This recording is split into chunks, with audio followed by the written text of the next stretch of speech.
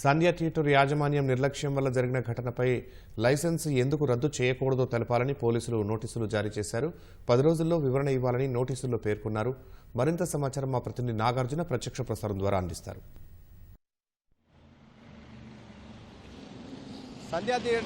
సంధ్య థియేటర్కి హైదరాబాద్ సిటీ పోలీసులు షోకాజ్ నోటీసులు జారీ చేశారు.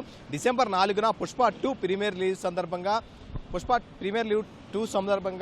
అల్లు అర్జున్ ఇక్కడికి వచ్చిన సమయంలో ఒక మహిళ మృతితో పాటుగా మరొక వాళ్ళ కుమారుడు శ్రీతేజ్ తీవ్రంగా గాయపడి ఇంకా ఆసుపత్రిలో చికిత్స పొందుతూనే ఉన్నారు. సో ఈ ఘటనపై సంధ్య థియేటర్కి హైదరాబాద్ సిటీ పోలీసులు నోటీసులు జారీ చేశారు. థియేటర్ లైసెన్స్ను ఎందుకు రద్దు చేయకూడదో చెప్పమని నోటీసులు జారీ చేశారు. దీనిపైన 10 రోజుల్లో వివరణ ఇవ్వాలని తెలపడం జరిగింది.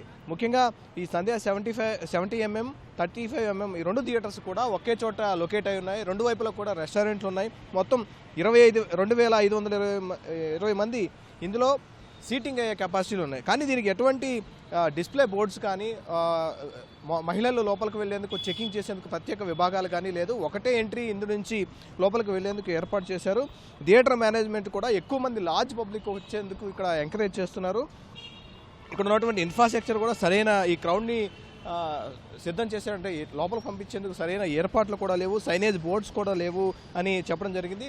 దానిలో భాగంగా అల్లు అర్జున్ వచ్చిన సమయంలో ఆయన ఫ్యామిలీతో పాటు ఇక్కడికి వచ్చినటువంటి సమయంలో జరిగినటువంటి తొక్కిసలాటలో మహిళ మృతి చెందడం, ఈ ఘటన తీవ్రంగా పరిగణించారు. ఈ కేసులో అల్లు అర్జున్ కూడా పోలీసులు అరెస్ట్ చేయడం కూడా జరిగింది. సో దీంతో పాటుగా ఈ థియేటర్ లైసెన్స్ అంటే టికెటింగ్ సిస్టమ్ కూడా సరైన వ్యవస్థ సరిగా లేదు.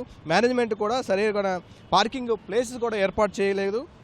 ఈ మేనేజ్మెంట్ కూడా ఈ సెక్యూరిటీ మెయింటెనెన్స్ కరుణి గేట్లు ఎంట్రీ ఎగ్జిట్ గేట్లు కామన్గా ఉపయోగిస్తున్నారు. సో ఈ మొత్తం వ్యవహారం కింద మీరు ఎందుకు ఈ థియేటర్ లైసెన్స్ని మేము క్యాన్సిల్ చేయకూడదు, రద్దు చేయకూడదు అనే వివరణ ఇవ్వని 10 రోజుల్లో దీనిపై పూర్తిగా వివరణ ఇవ్వాలని థియేటర్ యాజమాన్యానికి హైదరాబాద్ సిపి సివి ఆనంద్ నుంచి లెటర్ ఇక్కడ స్టిక్ చేసి వెళ్లారు. దీనిపైన వివరణ ఇవ్వాలని కోరారు. మరోవైపు ఈ కేసులో ఇప్పటి వరకు 18 మంది నిందితులను అంటే చిక్కడపల్లి పోలీస్ స్టేషన్లో నమోదైనటువంటి ఘటన, ఆ రోజు రేవతి తొక్కిసలాట్లో మృతి చెందడం, వాళ్ళ కుమారుడు శ్రీతేజ్ ఆసుపత్రిలో చికిత్స పొందడం, తర్వాత ఈ ఘటనకు సంబంధించి చిక్కడపల్లి పోలీసులు కేసు నమోదు చేశారు. 18 మంది నిందితులను చేర్చారు. అందులో ఏ లెవెల్గా అల్లు అర్జున్ చేర్చారు.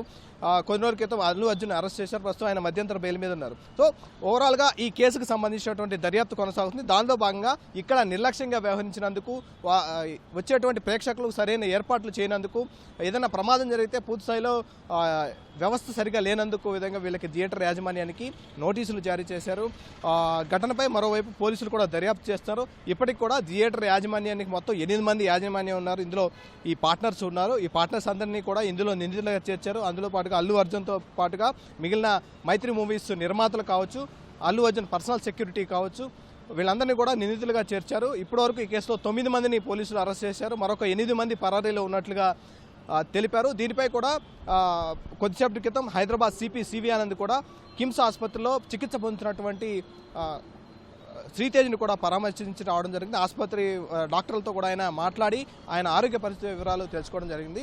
మరోవైపు దీని మీద ఒకవేళ కనుక హైదరాబాద్ సంధ్య థియేటర్కి ఇచ్చినటువంటి నోటీసులపై 10 రోజుల్లో వివరణ ఇవ్వకపోతే కనుక దీన్ని పూర్తిగా సీజ్ చేస్తామని హైదరాబాద్ పోలీసులు స్పష్టం చేయడం జరిగింది. ఓటు